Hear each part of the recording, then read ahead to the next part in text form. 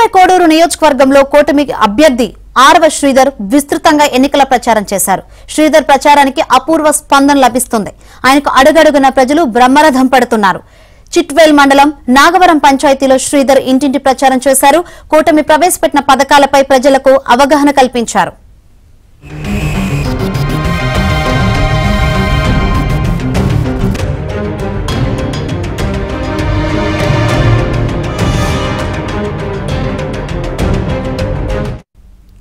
గాజు గ్లాసు గుర్తుపై ఓటు వేసి కూటమి అభ్యర్థి శ్రీధర్ ను గెలిపించాలని ఆయన మద్దతుదారులు కోరారు. అలాగే కమలం పువ్వు గుర్తుకు ఓటు వేసి నల్లారి కిరణ్ కుమార్ రెడ్డి గారిని గెలిపించాలని ఆయన మద్దతుదారులు కోరారు.